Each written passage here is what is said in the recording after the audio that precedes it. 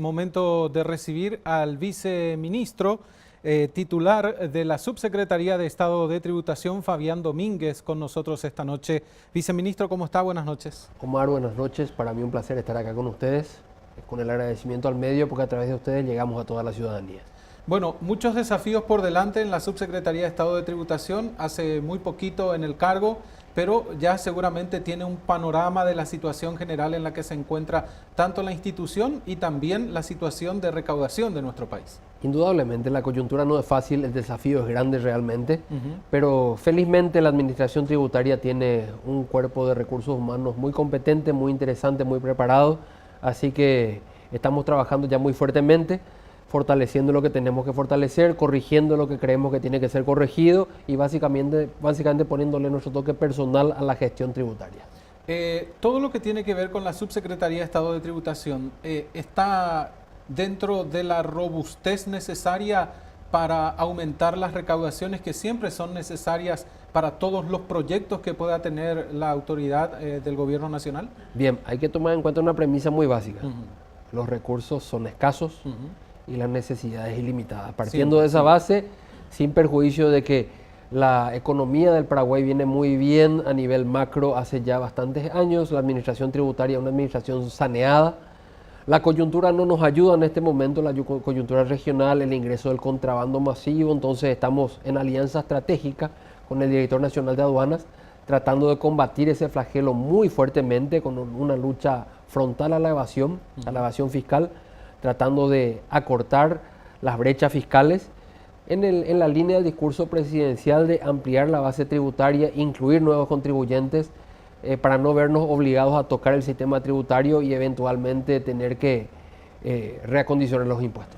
Hoy a la vista ya tienen el resultado del trabajo y de las sugerencias que realizó una comisión técnica formada por exministros de Hacienda que hacen unas cuantas sugerencias en relación a lo que se puede encarar de acá para adelante.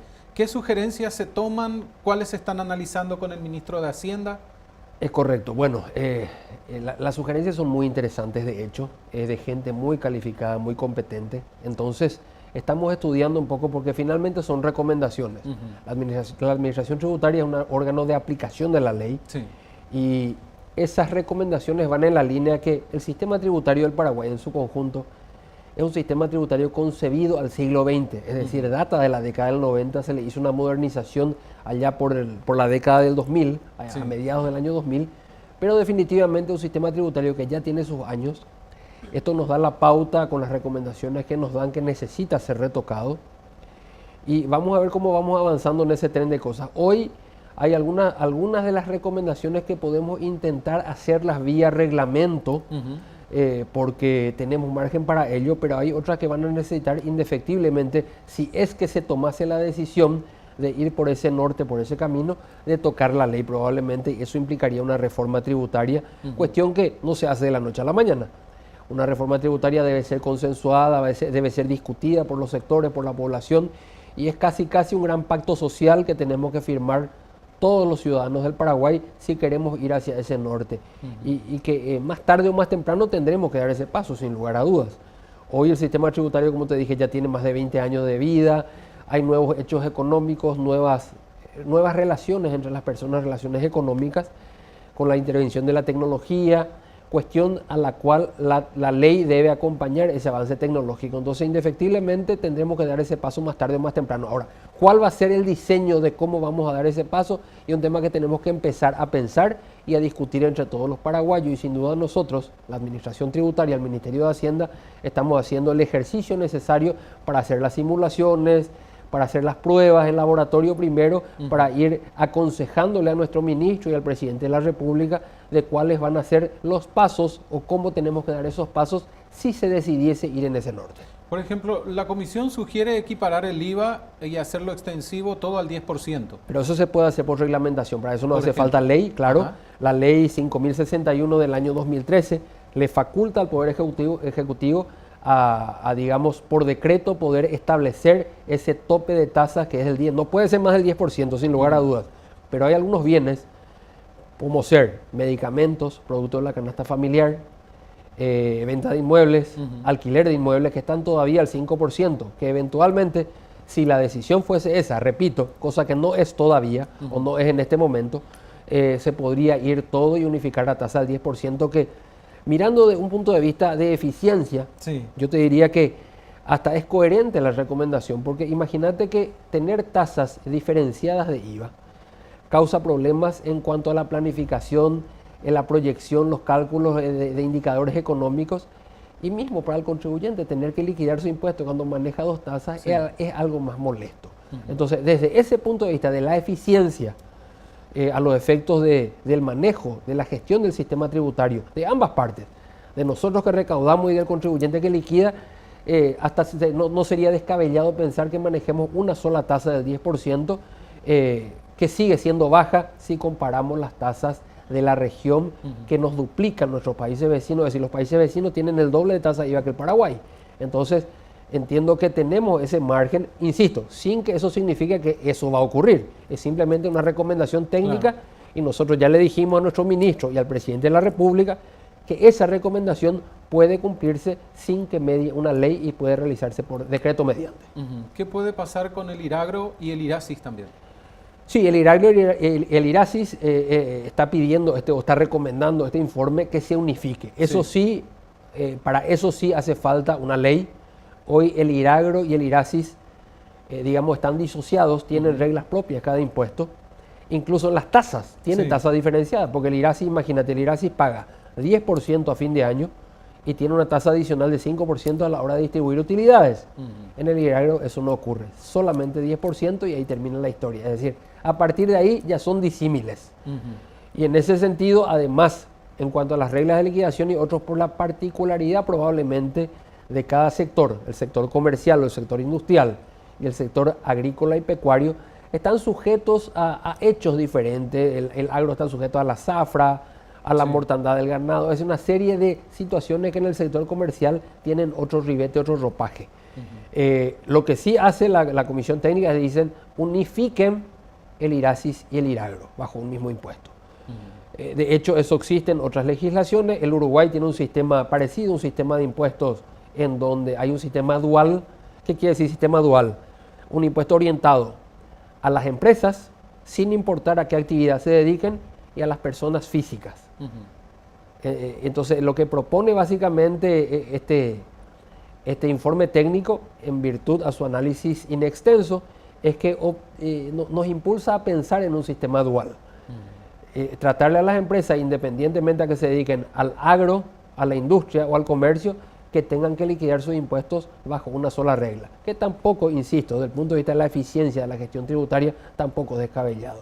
Este informe lo que hace probablemente es apuntar muy fuertemente a la eficiencia recaudatoria, porque también habla de tasas progresivas, que son, digamos, indicadores para poder tener una mayor igualdad en sentido tributario, porque igualdad no quiere decir que toditos seamos iguales. Claro.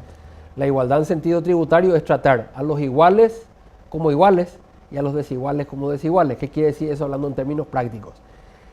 A un asalariado le vas a tratar igual que a otro asalariado, pero a un empresario que obtiene sus ingresos de acciones o de rentas de capital no tiene los mismos, digamos, los mismos principios que la liquidación del impuesto a un asalariado, y uno tiene más capacidad contributiva que otro. Apelando también a la cuantía de ingresos, al nivel de ingresos que tenga. Entonces, lo que hace esta comisión técnica dice: apunten y consideren poner tasas progresivas. Habla también del impuesto a la renta de personas físicas, el tan discutido impuesto a la renta personal. ¿Qué va a pasar ahí? Bueno, hoy nos encontramos nosotros en un estadio de, digamos, de cuarto intermedio. No quiero decir negociación, porque sobre la ley pues no se puede negociar. No, conversación, ahora, digo. Conversación sí, y conversación en base a criterios dentro de lo que la ley nos permite. Estamos bastante avanzados con el sector privado, porque no es ningún secreto que hubo algún entredicho, alguna disidencia que por el camino se convirtió en discordia. Incluso entre la administración. Acciones legales también. Acciones legales. Entonces, en todo ese marco nosotros convocamos, apenas asumimos este desafío, después del 15 de agosto, convocamos a todos los sectores involucrados en este tema. Estamos con una mesa de trabajo discutiendo esos criterios técnicos con pasos bien avanzados, y yo creo que en breve, en una semana más, vamos a tener novedades al público, demostrando la grandeza que pueden acordar el sector público y el sector privado dentro del marco que la ley les permite para seguir avanzando en la tarea recaudatoria. Ahora, en el informe de esa comisión técnica también se habla de la necesidad de convertir el IRP en un impuesto recaudador y no solo formalizador. A ver, lo que pasa es que aquí se desnaturalizó un poco la discusión de aquello del IRP recaudador, IRP formalizador. Lo que ocurre es que todo impuesto, cualquiera sea, siempre tiene un aspecto recaudatorio. Si vos mirás el IRP hoy, por ejemplo, el IRP recauda más que el IRPC, que el impuesto a la renta del pequeño contribuyente. Entonces, bajo esa lógica, tendríamos que decir que el IRP es recaudador y el IRPC a la pequeña empresa no es recaudador. La esencia de cualquier impuesto es la recaudación. Ahora, tiene otros efectos que también coadyuvan a la formalización. El IRP, cuando fue concebido a mitad de la década del 2000, a inicios del 2000, justamente fue concebido en el espectro y como complemento de otros impuestos. Y lo que hacía era apuntalarle a esos otros impuestos en un escenario de informalidad muy, muy importante en el Paraguay. Hoy, ya 15 años después del momento para el cual fue concebido el IRP, Paraguay tiene, sin lugar a dudas, cumplió su objetivo. El IRP cumplió y podía haber cumplido mucho más si el IRP entraba cuando tenía que entrar, porque acordate que con el IRP también tuvimos mucha historia, Omar. Sí. Del 2006 que tenía que entrar, recién terminó entrando en el 2012. Sí. Es decir, 6 años después. Para ese momento el IRP tenía que haber entrado y ya cumplido su cometido. Por eso la gente dice hoy, el IRP recién termina en el 2019 y es casi una falacia. El IRP, de acuerdo a la planificación que se hizo en su concepción, ya terminó. Es decir, terminó en el 2012. Por razones que todos conocemos, poco decorosas y todo, empezó en el 2012, empezó a destiempo. Entonces, hoy esa discusión que tenemos de formalizador, recaudador, que el momento del tiempo, está todo desnaturalizado. Creo que hoy nos encontramos en un momento país en donde tenemos que sentarnos todos los paraguayos a analizar muy sesudamente qué modelo tributario queremos para el Paraguay. Es un momento donde tenemos que empezar a pensar. ¿Por qué digo esto? Por todo lo que ya estuvimos diciendo al principio de la entrevista. El sistema tributario está desgastado, está ya desactualizado. Entonces, no sé si decir hacer una reforma tributaria. Sin que eso implique aumentar impuestos o crear nuevos. Crear nuevos, claro. Yo apostaría por, digamos, las fortalezas del sistema tributario que tenemos sin desconocer estas recomendaciones que hizo esa comisión técnica. En ese marco que hizo la recomendación técnica, bien puede ser aplicado digamos, el popurrí de recomendaciones al sistema tributario actual, es decir, como hablan los informáticos, customizando a la realidad actual, modernizando ese sistema, haciéndole dar los saltos cualitativos, no cuantitativos, cualitativos correspondientes al siglo XXI, poder aplicar a las nuevas relaciones económicas con la tecnología de por medio para hacer y darle algo más de justicia a nuestro sistema tributario, porque eficiencia, el sistema tributario tiene un grado de eficiencia interesante, el sistema tributario del Paraguay. Y es un sistema tributario sencillo y su sencillez, además de su sencillez, tiene una eficiencia importante. Entonces, ¿qué sí le falta al sistema tributario paraguayo? La cuota de justicia correspondiente. ¿Por qué? Números para que la audiencia entienda. Del 100% de las recaudaciones, más del 60% viene del impuesto al valor agregado. ¿Qué quiere decir eso? El impuesto al valor agregado es un impuesto general al consumo. Un impuesto muy eficiente, sin lugar a dudas.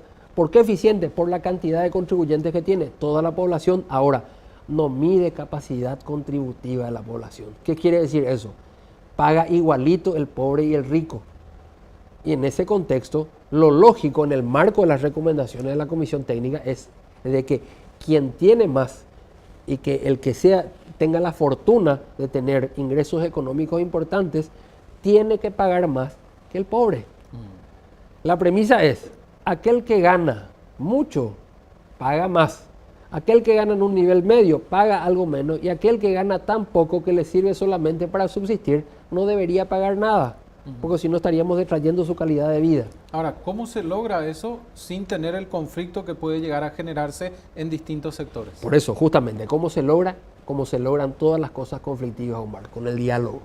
con el diálogo, como gente civilizada que somos los paraguayos del siglo XXI, ya lo hemos demostrado en numerosas ocasiones, sentándonos en democracia, por una democracia representativa como es la que tenemos conforme a la Constitución Nacional del Paraguay, y empezar a trabajar en ese sentido, firmando un gran pacto social, apuntando a un nuevo modelo tributario para la República del Paraguay. Por ejemplo, en el tema del IRP se recomienda eliminar la deducibilidad de las inversiones. Claro, eso dicen que por ahí podría ser contraproducente para aquel que quiere invertir en el país. ¿Es así o no? A ver, depende, como todo en economía, Omar, depende del cristal y de la, digamos, de la óptica con que analices y la variable que le pongas. Una misma afirmación en economía puede ser falsa, puede ser verdadera, o uno puede llevar al campo de lo incierto. Para el tema tributario ocurre igual. Es decir, hoy, si es sola, única, exclusivamente, mirando el encapsulado del impuesto a la renta personal, la afirmación que me estás dando puede ser correcta, es decir, puede desalentar. Ahora, no se mira solo el impuesto a la renta personal, uno tiene que mirar el conjunto total. Por ejemplo, eso se puede paliar con programas de fomento a la inversión de capital, exonerando impuestos de importación, por ejemplo, para los bienes de capital y que sean inversiones realmente productivas. Es decir, no es muy difícil establecer opiniones encapsuladas y encasilladas a un solo impuesto, y esa sería una opinión absolutamente verdadera si sola, única, exclusivamente existiese el impuesto a la renta personal en el sistema tributario y no existiese otra figura. Ahora, acordate que existe renta personal, IVA, impuesto a la renta comercial, otras leyes de exenciones tributarias que tienen que ver con el fomento a la inversión, como ser la ley 60 de inversión de capitales, la ley de maquila. Es decir, es muy difícil establecer esas afirmaciones, y esto es como, a ver, vos probablemente conocés esto que te voy a hablar y mucha de la audiencia entiende. ¿Te acuerdas de cuando éramos nosotros más jóvenes, porque somos medio contemporáneos? Antes no había, hoy los chicos tienen en los equipos de música, en los autos, tienen el amplificador, ¿sí? Suena muy fuerte. Antes que usamos nosotros, Omar, el ecualizador. ¿Vos te acuerdas del ecualizador? Sí. Bien, el sistema tributario funciona igual.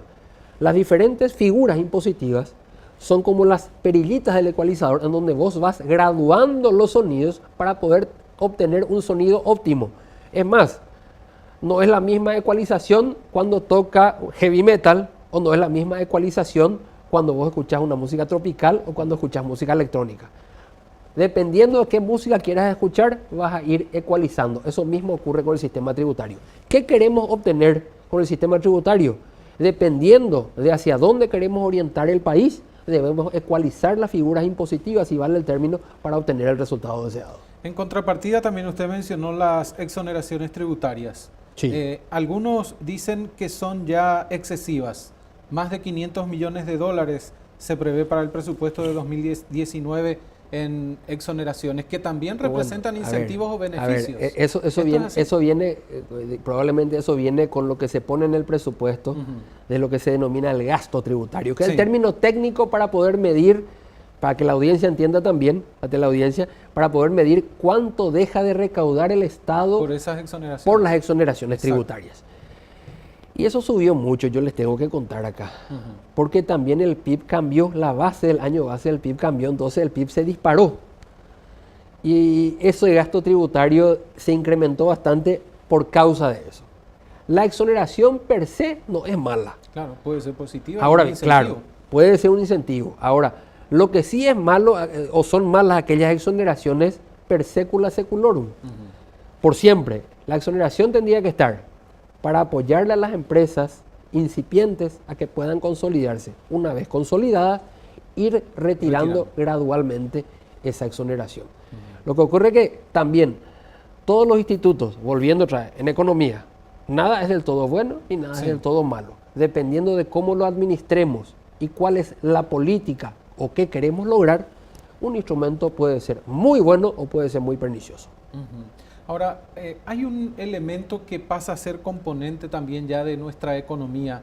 Desde un principio no se visualizaba tanto, pero ahora sí, aquello que tiene que ver con la economía naranja y el fomento de esta economía, que desde el Ministerio de Industria y Comercio la ministra ya anunció que quiere trabajar con mucha fuerza y con mucho ímpetu. ¿Desde cuándo puede implementarse este impuesto a los servicios audiovisuales? Que va a ser como la base, digamos, para el fomento y el incentivo. Lo que ocurre es que se habla muy en género y parecería ser que con esto de la ley de cine nomás es que nació esto, y no es tan así.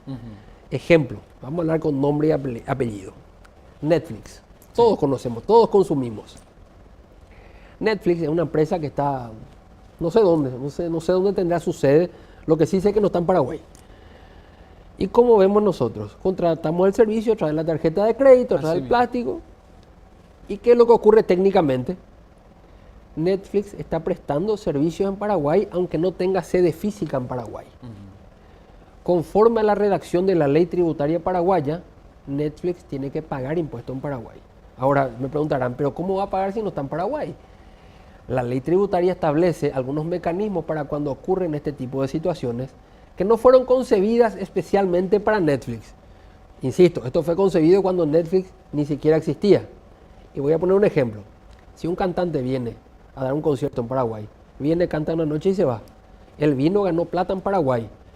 El que le contrató y le pagó, al pagarle, tiene que detraer una parte de lo que le paga, ingresar en concepto de impuestos, porque no le va a pedir a un cantante que viene por una noche que se vaya, que me visite a tributación, que saque su RUC, que lleve declaración jurada, que emita comprobante de venta, no le va a pedir todo eso porque va a ser sería un despropósito.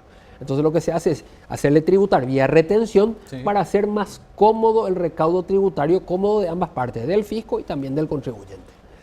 Entonces, un mecanismo de esos es el que irá que aplicar a estos servicios digitales que obtienen ganancias en nuestro territorio patrio, sin importar el lugar de donde operen, es decir, sin importar su domicilio o residencia. Si obtienen y ganan dinero en Paraguay, tienen que pagar dinero o tienen que dejar su recaudo tributario en Paraguay conforme a lo que establece la ley. Ahora, ¿cómo se va a operativizar eso? Es lo que estamos viendo de la manera más práctica. Si es a través del flujo bancario o si es a través de quien contrató el servicio, es lo que estamos ocultando las posibilidades para que esto represente la menor incomodidad posible al usuario. Ahora, para terminar, volvamos al principio. Las recaudaciones, muy importantes para llevar adelante los proyectos que pueda tener el gobierno nacional. ¿Cómo están actualmente las recaudaciones en números? Bien, las recaudaciones en números el mes pasado, el cierre de agosto, hubo un pequeño bajón con relación al mes de agosto del ejercicio anterior, y en el mes de septiembre, a hoy te puedo decir que la tendencia es muy buena. No podemos, por supuesto, a hoy, si me preguntas, a hoy 19 de septiembre, estamos por encima de lo que se recaudó al 19 de septiembre del año anterior, pero únicamente voy a poder tener una opinión específica al cierre del mes, por supuesto. En líneas generales siempre estamos si tomamos el año completo, tenemos un ingreso por encima de lo que se recaudó el año anterior. La aduana también está levantando cabeza, así que estamos muy confiados con toda la labor que estamos haciendo, los controles aplicados al cumplimiento tributario, el fomento a la formalización, que con mucho ahínco, como decían nuestras profesoras de primaria, le estamos poniendo garra con el director de aduana para no descuidar eso y que la recaudación podamos cerrar a diciembre y poder cumplir con lo previsto en el presupuesto general de este año, poder, digamos, ofrecerle al gobierno nacional los recursos necesarios y ya ir preparando toda la planificación estratégica para el 2019 y cumplir también con ese presupuesto que, dicho sea de paso, acabamos de entregar con el ministro de Hacienda. Viceministro, gracias por su tiempo. El agradecimiento es mío realmente para con ustedes, ya que a través de ustedes llegamos a toda la ciudadanía y a vuestras órdenes siempre por tributación. Lo esperamos próximamente. El viceministro de Tributación con nosotros esta noche, Fabián Domínguez.